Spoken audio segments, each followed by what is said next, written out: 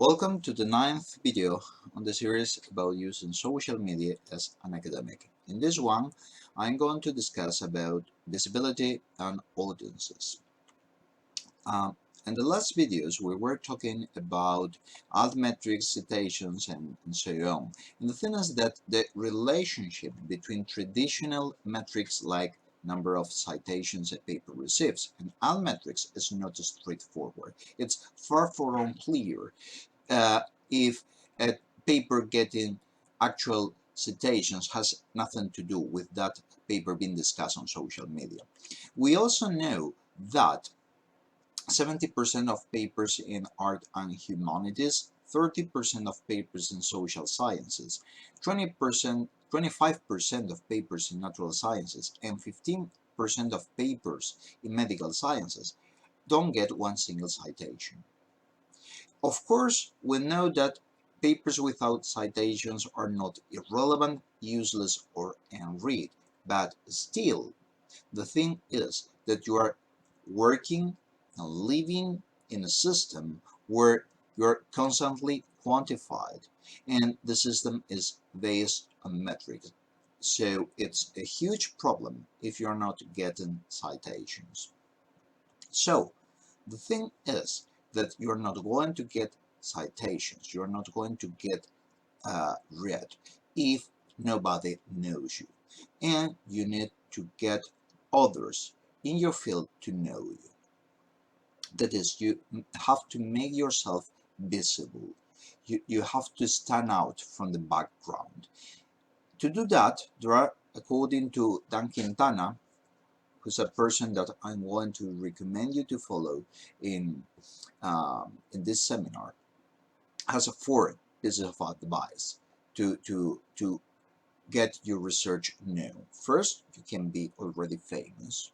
Second, you can have a famous mentor, or you can repeatedly win the peer review lottery. With regards to peer review, I know that uh, we don't have any system that is better than that, but the thing is that it has issues, and for many people, for many times, it feels like a lottery because you don't really feel that the reviewers are really understanding your paper. Of course, that doesn't happen when we are the reviewers. Of course, that at that moment we know crystal clear what the paper is about, and our recommendation is always perfect and objective. But when we are on the other side, it doesn't feel that way. So the thing is that if you're famous, or your mentor is famous, or you repeatedly publish papers without feeling rejection or not needing to revise and resubmit, probably you're going to be well known and you're going to get cited. But for most of us, we're not famous, our mentor is not famous, and we suffer a lot to get our papers published. The only choice to be well known is to actively contribute to social media. But please remember that I was including websites in social media. I'm not talking just about Twitter or TikTok or YouTube, right? So I emphasize again about my trinity of tools for getting visibility. Remember, a personal website, a Google Scholar profile, and a Twitter account. If you don't want to use Twitter, or you don't feel that Twitter is really used at all in your field, please look for the platform that researchers in your field are actually using. It can be ResearchGate, it can be LinkedIn, I don't really care, but you have to be there, you have to be visible in that platform. But please note also this. This is a notice to mariners. It doesn't matter what you do in social media if your publications are not open access. And by open access publications, I'm not telling you that you have to pay to publish, that you need to just reach for those journals that are open access.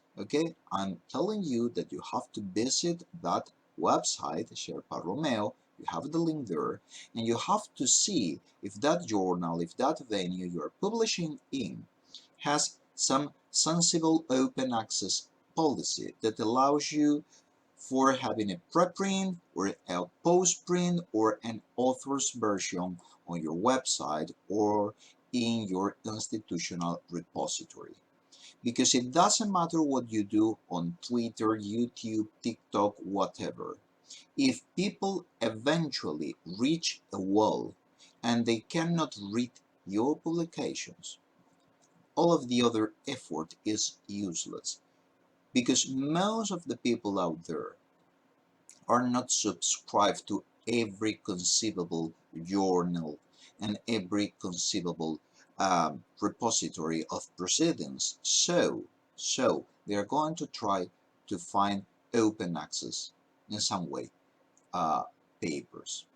And even though researchers as platforms are not fully interchangeable, we are not unique.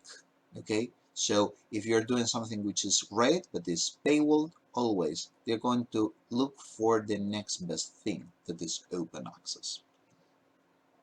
And you need to apply the principles for good scientific dissemination. I don't care if you're applying mine, you have there the link, or similar ones, you have there another link, to all your research products. I mean, you don't only need to be accessible and getting to the point and memorable on social media. You have to do that with everything. Publications, presentations, posters, talks, everything, right? Reuse and recycle what you're already producing. And this is a two-way path. You can reuse what you're producing for research and teaching for social media, and you can reuse what you produce just for social media for as a research product. I mean, if you're writing a long thread about some topic, maybe that thread is the seed, the starting point for a literature review or a survey. And as always, start with small steps. I mean, regarding the Trinity, I'm talking about the Google Scholar profile, the website, an account in some social media platform. My favorite is Twitter, but you don't need to start everything at once. You have to start with small steps. Create the Google Scholar profile, try to see how you can create a minimum viable website. Please go to the video and the slides regarding personal websites and look at the bare minimum sections: your name, position, biography, contact details, research and teaching. That's all, okay? And in social media, start with the small steps. For instance, a single tweet, a short thread about a publication, and with time, you're going to get confidence, you are going to try things, you are going to dismiss things. For instance, you can try to do a video like this one, maybe you see that it's too much effort and you don't like it, so forget about that. But it's easy for you, maybe create a TikTok, or maybe you don't like video at all, but you prefer audio papers. So the thing is that try different things and see what is the best for you. Now, regarding audiences, I talked about audiences before, and I told you that audience in social media is non-specific. You don't really know who's out there subscribed to your channel, to your tweets, reading or listening your contents. Some people will try to teach you how to get followers and increase your audience. People like this. This is a comic strip from more than 10 years ago. This was a typical situation at that moment. You follow lots of people, then you unfollow them in order to grow your audience. Of course, that's pointless.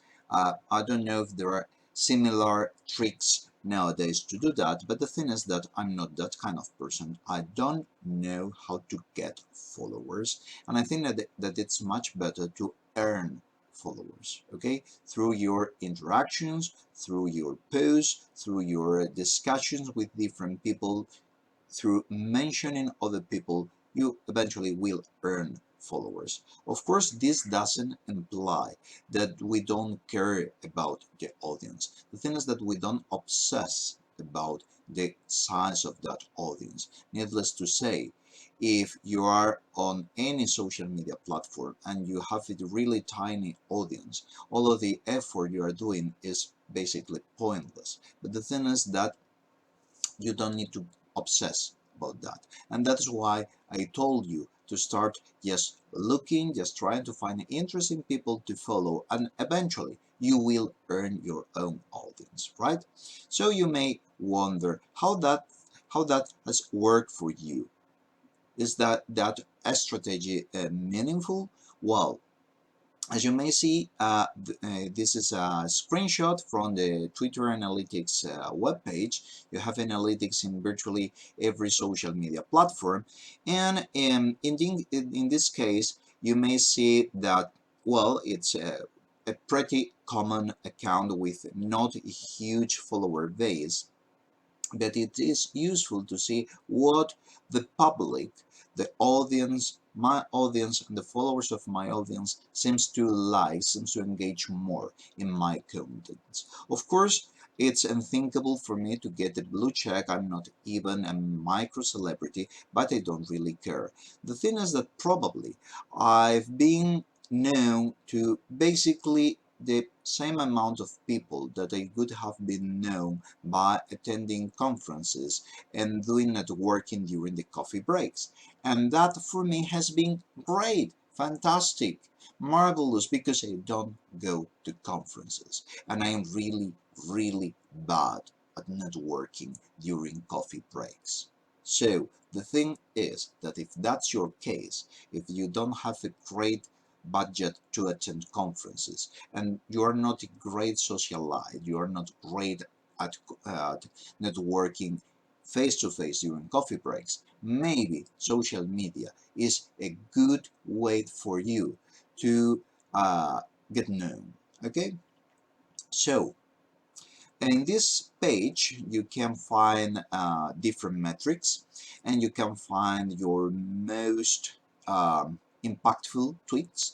And in my case, tweet impressions, that is the number of times a tweet has been read by a follower or a follower of a follower, is the best metric, the one that best correlates with follower gains. So you may wonder, how much does it cost to you, Danny, to get a new follower? About 2,000 impressions, a bit lower than that. It's close to 1,800 impressions, which is, in my case, not too much, because most months with about 20 tweets I can do that, and most months actually one single tweet exceeds that threshold. And you may say, so you're getting about one follower per month? No, I'm getting, as you may see, in this 4 week period, I've got 7. Yes, I'm not Lady Gaga, I'm not Ashton Kutcher, I'm not Barack Obama, and I don't care about that. We're going to see that if you are beyond 1,000 followers in academia, probably you're starting to get a diverse audience, and you're starting to get a little bit, to get your voice outside the walls of university. What does the public seem to like? Well, uh, this is in Spanish. I'm going to provide you a short summary. A journalist was wondering aloud about which ideologies were more prone to use bots and hoaxes in order to try to have an influence on public opinion. So I thought to myself, I can provide an answer to that. So I dig in the literature and I prepared a quite long thread and a blog post for that, and it was a huge success. Okay, so putting your expertise to practice to give answers to the public or to the press, maybe because they asked you, or maybe because they were just wondering, asking aloud, and you were there, you listened to the question and you provided an answer. Okay, Taking part in events. In this case, actually, it's not uh, taking part in the event. The event, it was a PhD dissertation panel in 2016. I was just congratulating this person again and reminding that, remembering, sorry, that moment. In this case, uh, this is a nice choicely, or it is nice for two reasons, because it's not only showing you that taking part in events, just taking a picture with your phone and submitting that to Twitter, but using Twittery, the tool that I told you about that I use to exploit Twitter as an outboard brain, was useful to remind me of this moment, because of course I'm not really great at birth dates. In this case, I'm tweeting about a guest lecture in one of my courses, and it was a video lecture, so I asked the speaker to record the lecture and deliver the lecture on my YouTube channel. So here you can see that uh, reusing, in this case, the work of a guest with permission, I got some content for my YouTube channel, and I announced that on Twitter, because of course in YouTube I don't have so many followers. So sharing multimedia content from courses. And finally, discussing that you are going to take part in an event. In this case, I was going to deliver a keynote.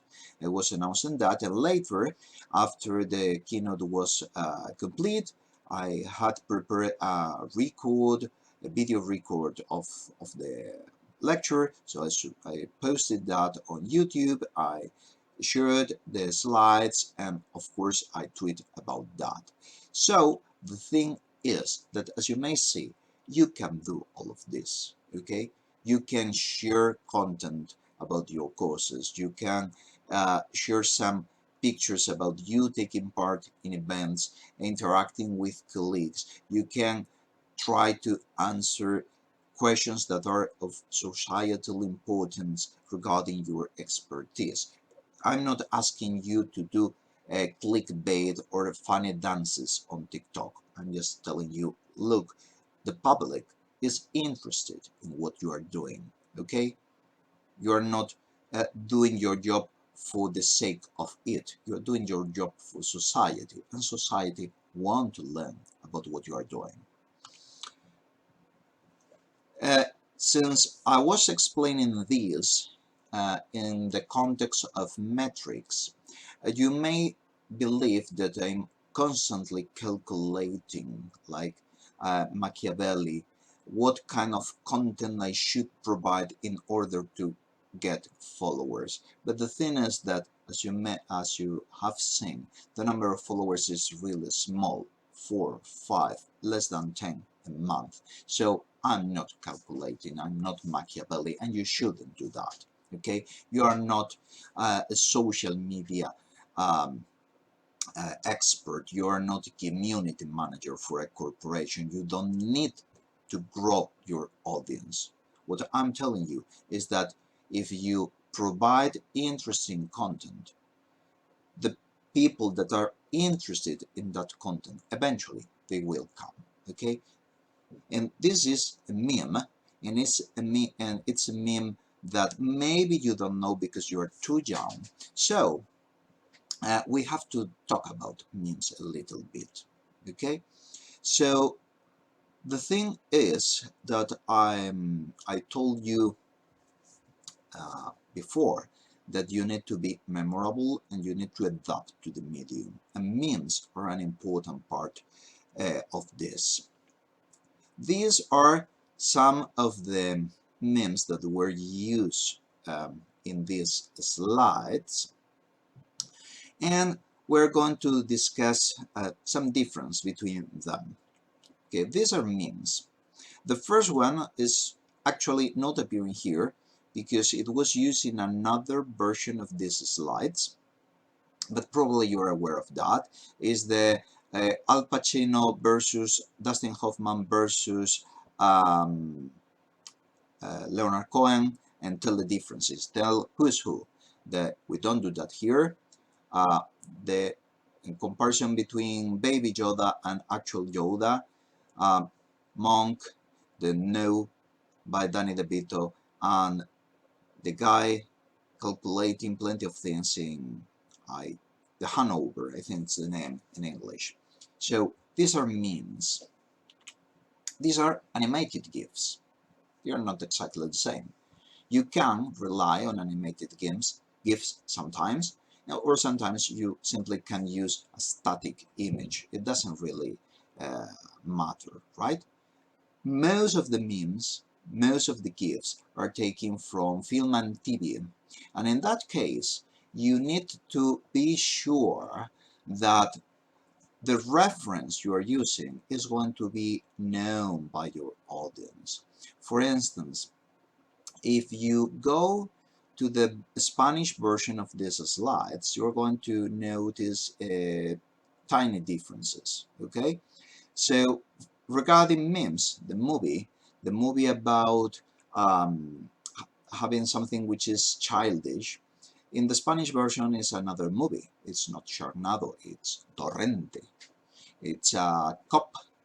It's a cop that is a bit weird and disgusting, and it worked very well in Spain, but I'm not sure that international audiences, especially English-speaking audiences, are really aware of Torrente.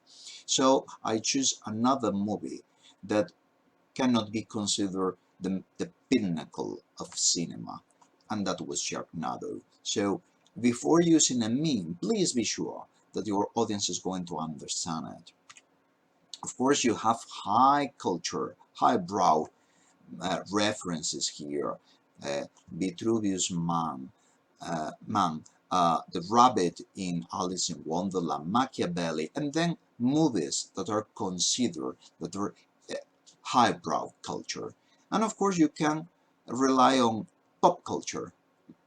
It can be lowbrow, like Charnado, or it can be simply just something which is a popular knowledge, but you are not really considered that high culture, like maybe pictures that you find on Twitter, or series that are not that good as Space Force, or comic strips that are not yet considered part of top culture. Okay? The thing is that, as I said, since you have to adapt to the medium, you have to capture the audience attention, and you have to be memorable, these memes, GIFs, and cultural reference can help you achieve all of that, and they can provide some respite. For instance, if you are delivering a lecture in a course and you use a meme that your students are going to understand, it can provide some respite. However, they are an expressive device, so you have to employ them as any other language. You have to use them properly. And if you use them in weird ways, or you're using a meme for something that it's not the meaning that most people are assigning to that meme, you're going to have problems, right? That is, memes have to be used in idiomatic ways. So learn from others, learn by watching how they are using memes, and before using a meme, try to understand that you're using it properly. In other words, they are not accessory, they are not decoration for social media, they are illustration, they are conveying information. And you use a meme sometimes when you want to convey something in a more efficient and concise way than verbalizing something, or to highlight something. Okay? If you're interested in this, because this is interesting for anyone using social media, but it's well beyond the goal of this seminar, I highly recommend this book. You have the link in the slides. So let's go on talking about audiences. What kind of audience can you expect on Twitter? If you accept myself, if you accept me like a representative academic, you can get a mix like this. Uh, a huge amount of academic accounts, but they are not going to be the majority. Uh, a, a large amount of general public. By analyzing my followers, I couldn't tell which kind of people these accounts are. Uh, an amount of professionals, obviously it's going to depend on your area of expertise, but people working in industry in related areas are probably going to follow you. People that cannot be considered professionals, but they are not actually general public because they are people really interested in some of your areas of expertise. And then, and this is important, a tiny but not zero amount of journalists. Remember, you're an academic, you need to disseminate the knowledge you are creating or discovering to the public. And in addition to publications in journals and conferences and books, you should reach the broad public and the policymakers, usually through the press. So it's not unusual for journalists following you on Twitter and journalists trying to contact you from time to time. Obviously, they're not going to contact you if you are that kind of person that tweets one or twice a year to put a link to a paywalled paper. That's not being approachable. If you are the typical person that provides link to open versions of their papers and a short thread explaining the gritty details of the paper and why it's important, maybe you look a bit more approachable for journalists, right? Regarding the academic accounts, of course, they are rather diverse. So some of are non-university researchers. Not every academic there is a professor. Uh, a large part of them are faculty, a few postdocs, a few PhD students, and of course undergraduate and master's students. The rest of accounts are related to universities, but are not faculty or students. They are departments, schools, labs, and journal and conferences. So it's good, probably, if journals and conferences in your field are following you. Okay, but again, it's good if you're providing some content that can be of interest and can be reshared. If you're just I've published this in this journal. Here you have a link to the paywalled version of the paper. That's all.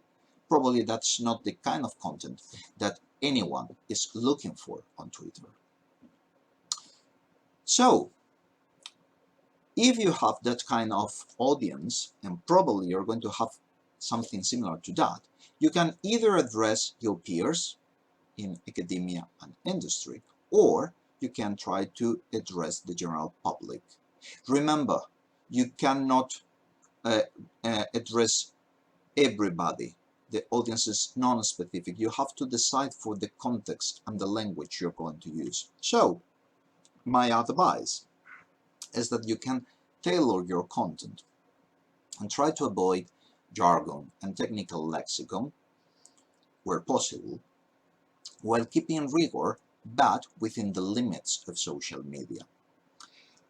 That way, you could be transparent for your peers, and the public and the press would find enlightening your contents. Okay, so when I was discussing the taxonomy of academic personas, and I was telling you about the network self and the teaching self, the thing is that they are not just boxes and you can be in one or the other.